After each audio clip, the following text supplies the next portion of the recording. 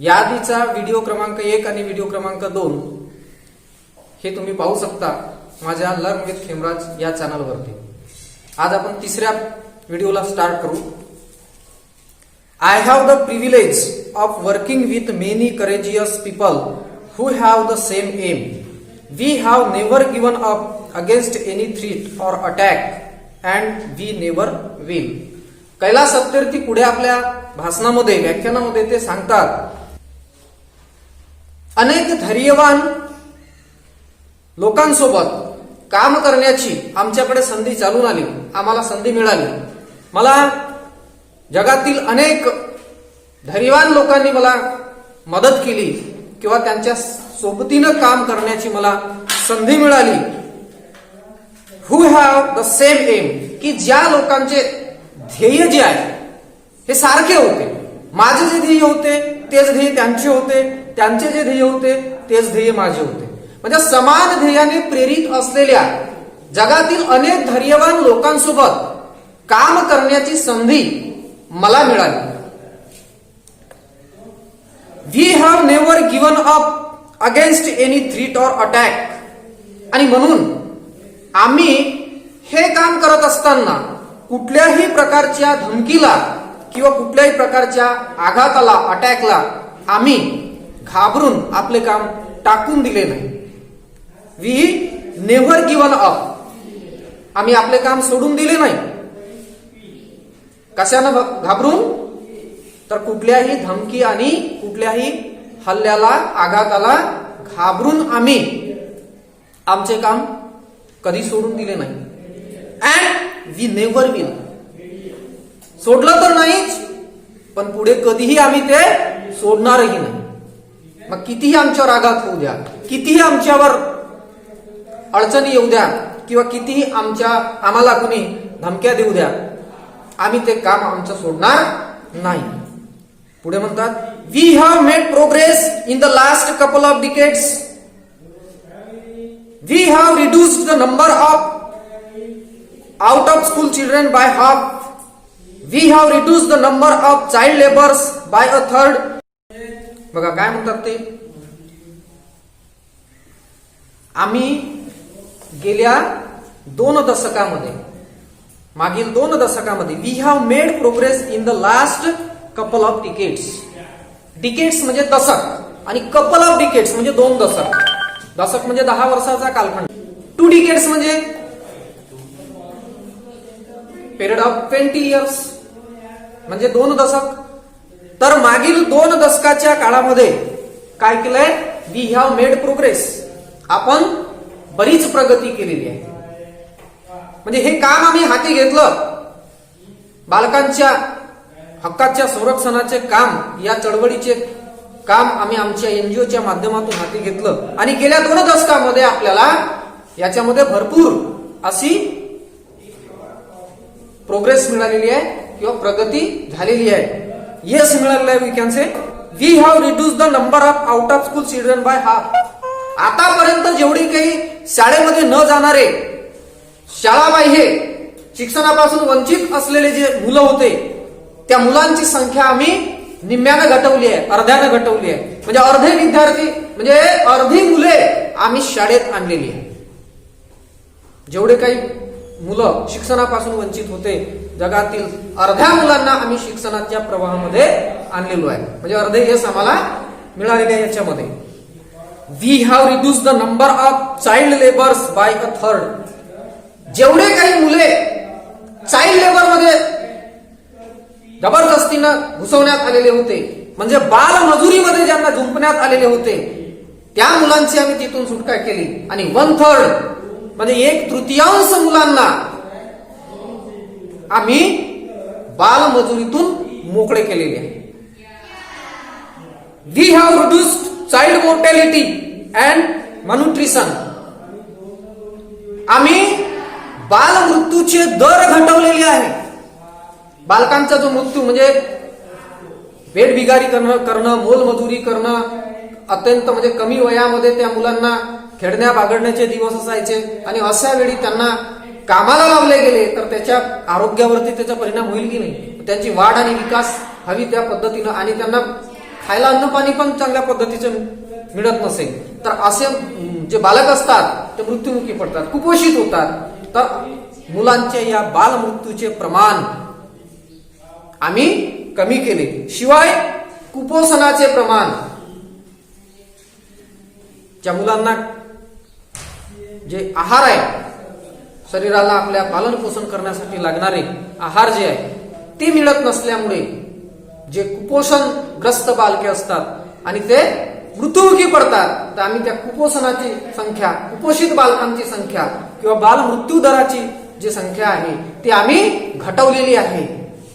अशी आपोआप घटली का? नाही, तर ते आम्ही या चळवळीच्या माध्यमातून त्या बालकांची सुटका केलेली आहे. And we have prevented millions of child deaths. शिवाय आम्ही बालमृत्यूचे जे प्रमाण आहे, मिलियन्स ऑफ चाइल्ड डेथ्स, लाखो बालकांचे मृत्यूपासून आम्ही संरक्षण केलेले आहे. जगातील लाखो मुलांना मृत्यूपासून आम्ही वाचवलेले आहे. म्हणजे मुलांचे मृत्यू दर आम्ही कमी केलेले आहे. आम्ही मुलांना मरणापासून रोखू शकलेलो आहे, त्यांना जगवू शकलेलो आहे. But let us make no mistake, great challenges still remain. आता हे एवढं काही आपण केलं म्हणजे सगळं काही संपलं असं नाही, म्हणून आपण थांबू शकत नाही. थांबला तो संपला, म्हणून आपले काम आपल्याला सुरूच ठेवावं लागेल. कारण या समस्या वाढत्याच आहेत आणि म्हणून ह्या समस्या सोडविण्यासाठी आपल्याला काम सुरूच ठेवावं लागेल. Let us make no mistakes. हे करत असताना आपल्याला कुठलीही चूक करून चालता येणार नाही, हयगय करून चालता येणार नाही. Y? It is because great challenges still remain. अजूनही मोठे मोठे जे आव्हानं आहेत ते आव्हानं अजूनही संपलेली नाहीत, ते आव्हानं अजूनही कायम आहेत आणि ते आव्हान आम्हाला पेलवायचे आहे. म्हणून चला मित्रांनो, आपण थांबून चालणार नाही, आपल्याला आपले काम कंटिन्यू करावे लागेल. फ्रेंड्स, द बिगेस्ट चॅलेंज और biggest pieces knocking on the doors of humankind is fear and intolerance. Intolerance means असहिष्णुता आणि humankind म्हणजे मानवजात. Young people like Malala, I started calling her my daughter Malala, not just Malala. So my daughter Malala and other daughters including Kainat, in fact 2 Kainats and Sajia and the daughters from Africa and from all over the world. पुढे आपल्या भाषणामध्ये आपण पहिल्या तासिकेमध्ये आपण पाहिलं होतं, ज्यांनी मलाला पहिल्या तासिकेमध्ये आपण पाहिलं होतं मलाला नावाच्या मुलीचा त्यांनी उल्लेख केला होता, नाही का? ही मलाला कोण आहे? माय डॉटर म्हटलं होतं त्यांनी. तर ही त्यांची स्वतःची मुलगी नाही आहे, ती मानलेली मुलगी आहे. तिचा उल्लेख ते करतात. पहा काय म्हणतात, यंग पीपल लाईक मलाला. तरुण व्यक्तींची, तरुण लोकांची, उदाहरणार्थ मलाला सारख्या तरुणांची. आता ही मलाला कोण? तर I started calling her my daughter Malala, not just Malala. या मुलीला मी, या मलालाला फक्त मलाला एवढंच मी बोलवत नाही, संबोधत नाही, तर मी तिला आता माय डॉटर मलाला, माझी मुलगी, माझी लेक मलाला असं मी संबोधायला सुरुवात केलेली आहे.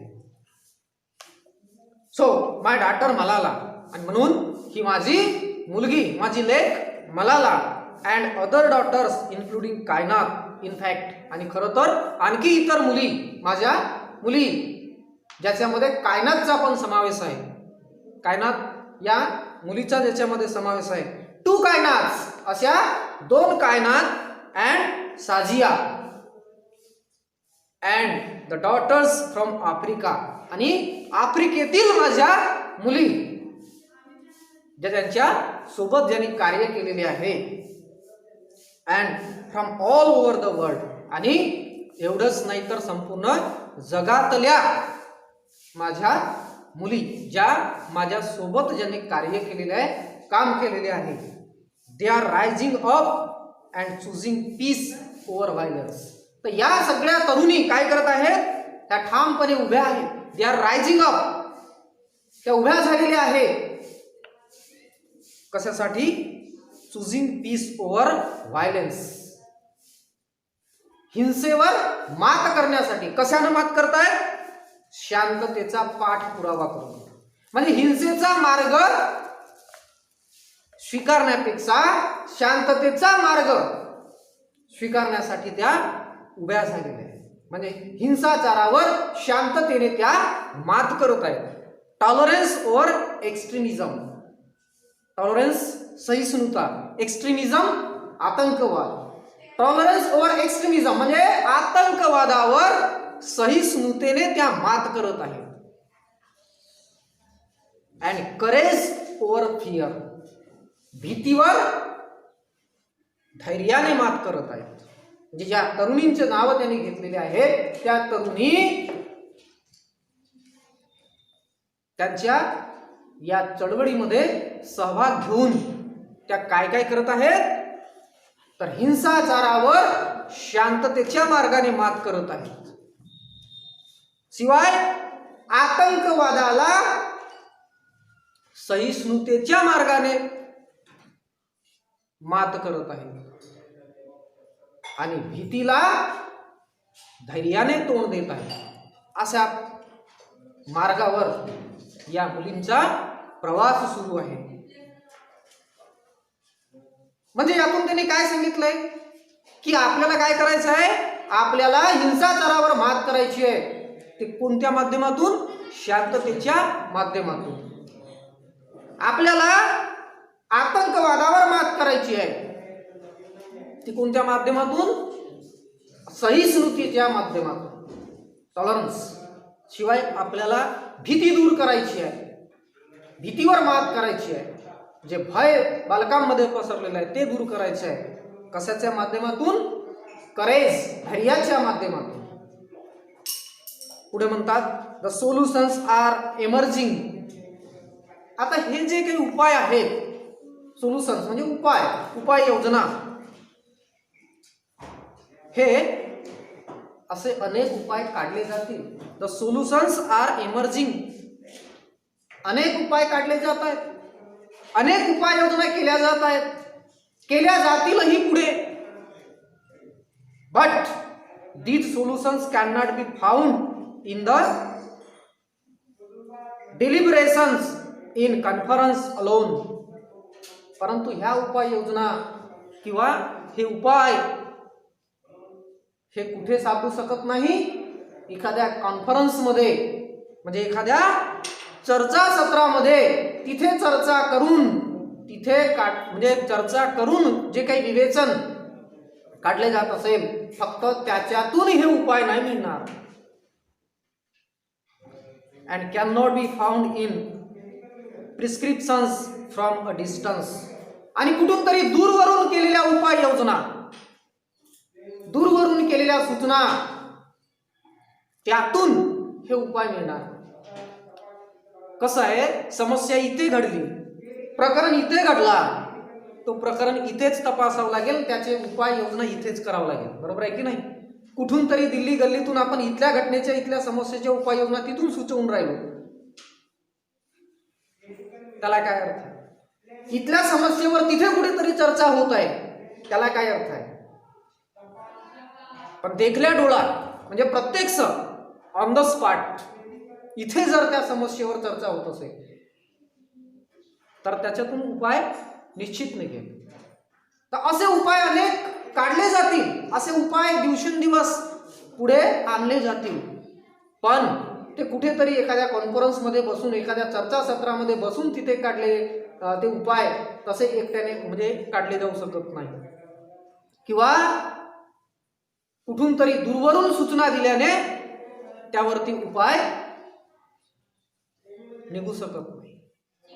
म्हणजे असं म्हटलं, खूप सारे आपल्या देशामध्ये किंवा जगामध्ये बालमजुरीमध्ये मुलं गुंतलेली आहेत, शिक्षणापासून वंचित आहेत.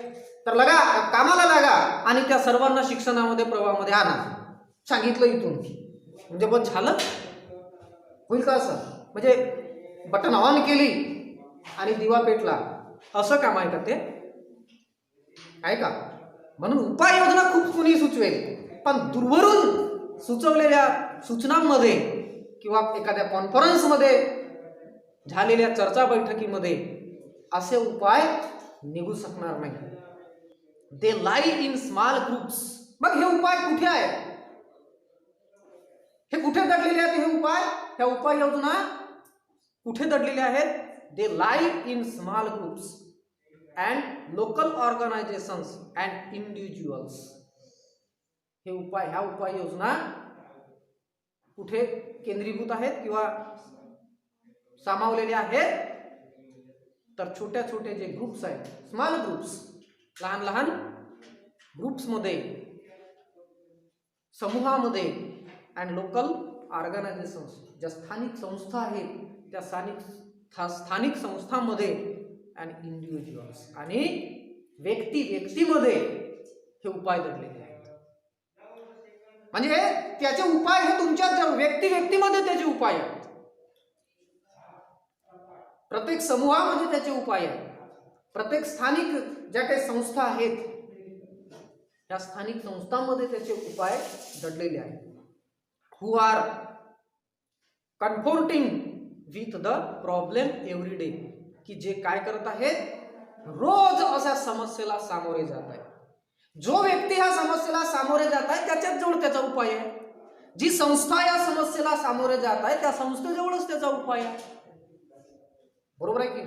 मग दुसऱ्याने हे करा, ते करा, ते करा, त्यांनी सांगावं मग कुणी करावं, यापेक्षा ज्याची ती समस्या आहे उपायही त्याच्याच जवळ आहे.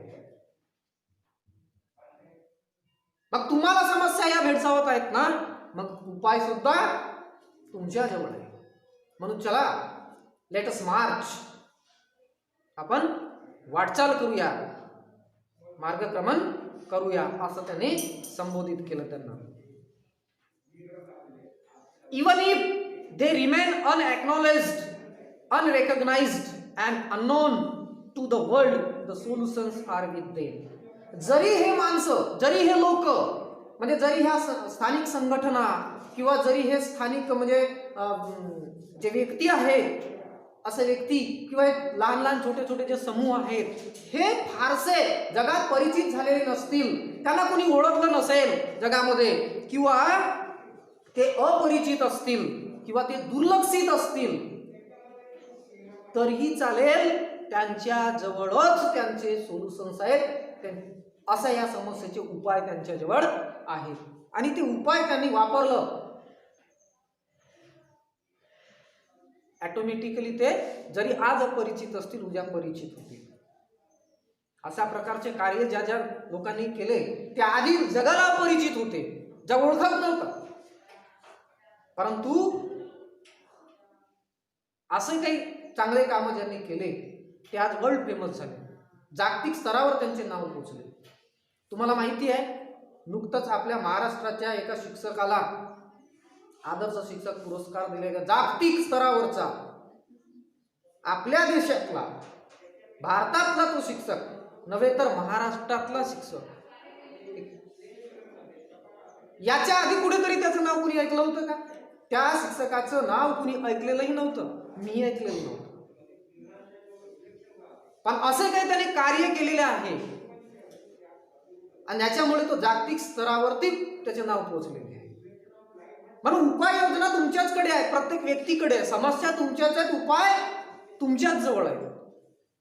जरी तुम्ही जगाला अपरिचित असाल, जरी तुम्हाला कुणी जगात ओळखत नसेल, तरी उपाय हे तुमच्याच जवळ आहे आणि ते उपाय आपण सर्वांनी करूया आणि या बालकांसाठी, या मुलांसाठी आपण संघटित होऊन मार्गक्रमण करूया, अशा प्रकारचे आवाहन त्यांनी आपल्या व्यासपीठावरच्या भाषणातून त्यांनी केलेले आहे. या ठिकाणी या भाषणाचा पहिला पार्ट जो आहे तो संपलेला आहे. पुढील पार्टला आपण पुढील व्हिडिओमध्ये किंवा पुढील क्लासमध्ये आपण स्टार्ट करू. ओके.